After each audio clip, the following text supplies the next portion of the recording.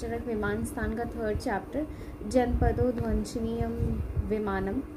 तो सबसे पहले आप 3rd नंबर की कोटेशन देखो, जैसे कि यहाँ पर लिखा है कि जनपद मंडले पंचाल क्षेत्रे द्विजातीय विराद्युषे कंपिल राजधानम। मतलब इसका कि ये पंचाल क्षेत्र में हुआ है और कंपिल राजधानी में इसका सबसे पहले डिस्कशन हुआ था। और अगर इसकी टाइमिंग की बात करें तो ये गंगा तीरे में गर्म मास में यानी कि गर्मी के मौसम में हुआ था। जैसे कि 3rd नंबर की कोटेशन की लास्ट लाइन है पश्चिमी गर्म मान से गंगा तीरे। ठीक है, तो अभी हम चैप्टर स्टार्ट करते हैं एपिडेमिक प्रकरण। तो 4th नंबर की कोटेशन में देख सकते हो आप, जैसे कि इसमें लिखा है कि नक्षत्र ग्रहण चंद्र सूर्य अनिलानाम दिशाम च अप्रकृति भूतानाम वैकारिका भवा। तो मतलब कि अगर नक्षत्र ग्रह सूर्य चंद्र वायु देश दिशा ये सारे अगर अप्राकृतिक हो रहे हैं यानी कि इनमें विकार हो रहा है तो वो जनपदो ध्वंस का सूचक है। तस्मात् प्राग उध्वंस प्राग च, यानी कि ये प्राग उध्वंस होने के पहले के सारे ये लक्षण हैं। भूमि विरस भावा उद्ध्व सौम्य, मतलब इससे पहले कि भूमि विरस हो जाए तो अग्नि, इसमें पुनर्वसु आत्रे अग्निवेश से ये कहते हैं कि इससे पहले कि पूरी भूमि विरस हो जाए, सब वैकृत हो जाए, इससे पहले ही सारी चीज़ों को यूज़ कर लो बिफोर द एपिडेमिक स्टार्ट्स। तो यहाँ पर जो आत्रे हैं उनसे अग्निवेश क्वेश्चन करते हैं कि एक ही जगह पे एक ही समय में कैसे इतनी सारी एक ही डिजीज़ेस सबको हो रही हैं जबकि सबका खान पान अलग है, तो एक ही डिजीज़ सबको क्यों हो रही है। तो इसका फिर वो बताते हैं, आत्रे जवाब देते हैं कि क्योंकि सामान्य जनपद भाव है। जैसे कि आप 6th नंबर की कोटेशन में देखेंगे कि सामान्य जनपदेषु भावा भवन्ति तद्यथा वायु उदकम देश कालेति। मतलब कि उदक देश काल वायु ये सब क्या हो रहे हैं, सामान्य हैं, सामान्य जनपद है यहाँ पर कि इन्हीं सारी फैक्टर्स के विकार होने की वजह से, क्योंकि हम जो भी वायु ले रहे हैं, जो भी जहाँ पे भी एपिडेमिक फैला है वहाँ पे वायु तो सेम है, जल तो सेम है, देश और काल तो सेम ही ले रहे हैं ना। तो इसके लिए चाहे भले खान पान अलग हो, लेकिन अगर एपिडेमिक है, जनपद ध्वंस हुआ है तो सबको सेम डिजीज़ होगी, क्योंकि सबका जो सामान्य भाव है यानी कि वायु उदक देश काल ये सेम है। तो इसी के लिए सामान्य जनपद किसको कहते हैं, सामान्य जनपद भाव कहते हैं वायु उदक देश और काल को, इन चारों को। तो इनको इसी फॉर्म में याद करना है, वायु उदक देश और काल। तो अभी बात करते हैं कि विकृत वायु के क्या लक्षण है, कोटेशन नंबर 9। तो विकृत वायु के लक्षण हैं कि जब भी वायु विकृत होती है तो उसमें अत्यंत वेग वाली होती है, अत्यंत कर्कश होती है, अति शीत होती है, अति उष्ण, अत्यंत रूक्ष, अभिसंधि, मतलब जो भी उसका कैरेक्टर विकृतवात का जो भी कैरेक्टर होता है वही। अभी उसके बाद विकृत जल के क्या लक्षण हैं कि क्लेद बहुल, बहुत ज़्यादा क्लेद होगा, अपक्रांत जलचर विहंग पशु पक्षी जितने भी होंगे जलाशय में जितने भी रह रहे होंगे वो सब चले गए होंगे, जल सूख कर थोड़ा सा हो गया होगा, पानी में स्वाद कुछ भी नहीं होगा, पानी पीने में अप्रिय होगा, दूषित अर्थात नष्ट गुणों वाला जल समझना चाहिए।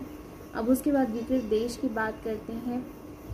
इसी चैप्टर में आगे हम पढ़ेंगे देश कितने तरीके के होते हैं, जांगल अनूप साधारण, इन देश के बारे में भी पढ़ेंगे।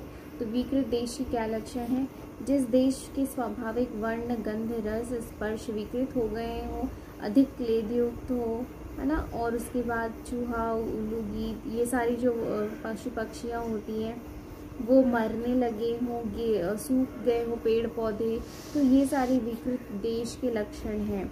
बार बार निरंतर ऐसा लगता है कि अंधकार से घिरे हुए की तरह ये देश ऐसा प्रतीत होता है। विकृत काल के क्या लक्षण हैं, तो कोटेशन नंबर 9 का 4th पार्ट है कालम तु खलु यथा तु लिंगम द्विविपरीत लिंगम अतिलिंगम हीन लिंगम च अहितम व्यवसायित। मतलब कि ऋतु के स्वाभाविक लक्षणों से विपरीत लक्षण वाले और कम लक्षण वाले काल को अस्वास्थ्यकर जानना चाहिए। जैसे कि आप जानते हो प्रज्ञा अपराध में 3 वो होता है, सातवां इंद्रियार्थ, प्रज्ञा, अपराध, और इसमें एक फैक्टर काल भी होता है जिसको परिणाम भी कहते हैं। तो काल के हीन योग, अति योग, मिथ्या योग से जो होते हैं वो भी विकृत काल के लक्षण हैं। तो यहीं पर वो लिखा गया है कि कम लक्षण वाले काल या फिर ज़्यादा लक्षण वाले काल जो होते हैं अस्वस्थ कर या अहित कर जानना चाहिए।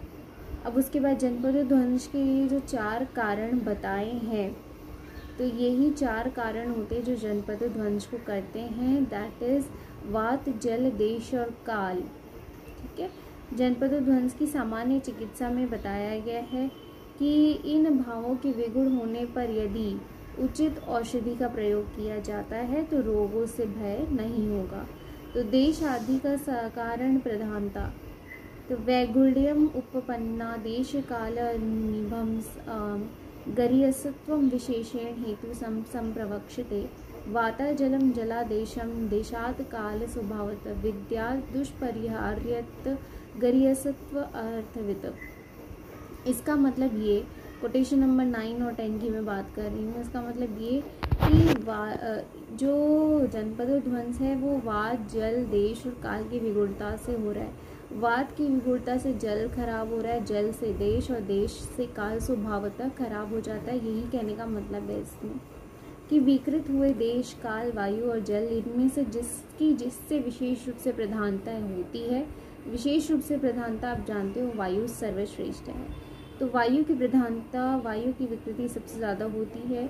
उसके हेतु के साथ साथ जल भी दूषित होता है, और जल से फिर काल, और जल से देश, और फिर देश से काल विकृत होता है। प्रधानता का क्या प्रयोजन है, तो लिखा है कोटेशन नंबर 11 में, वायव्य आदिषु यथा उक्तानां दोषाणां तु विशेषवित प्रतिकारस्य स्वकार्य विद्यात् लाघवम लक्षणम, कि विशेषज्ञ वैद्य इन वायु आदि चारों में पूर्वोक्त दोषों की चिकित्सा की सुगमता के लिए लाघव के लक्षण को समझे, मतलब इनके लक्षणों को समझे।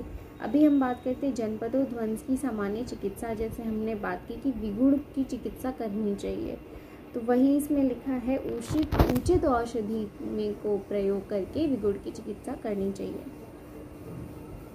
अब उसके बाद बात करते हैं कोटेशन नंबर 13 की, जो लिखा हुआ है कि कर्म पंचविधम तेषाम भेषजम परम उच्यते, येषाम न मृत्यु सामान्यम सामान्यम न च कर्मणा कर्म पंचविधम तेषाम भेषजम परम उच्यते।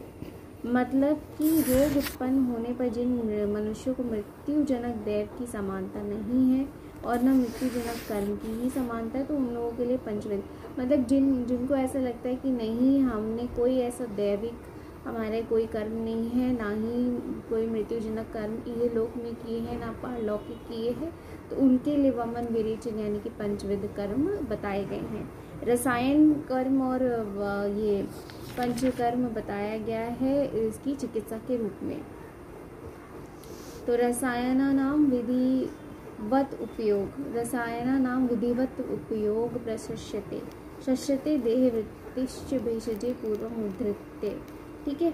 सत्य, भूत, दया, दान, बल्यो, देवता अर्चनम, सद्वृत्त का पालन, ठीक है, और उसके बाद शांति रखना, अपनी शरीर की रक्षा, कल्याणकारी गांव और नगर का सेवन करना, मतलब अच्छी जगह पे रहना, ब्रह्मचार्य का पालन करना, धर्मशास्त्र की कथाएं सुनना, और ये सारी चीज़ें बताई गई। मतलब बेसिकली इसमें पंचविध कर्म और रसायन बताया गया है, प्रशस्त की बताया गया जनपद ध्वंस की चिकित्सा में।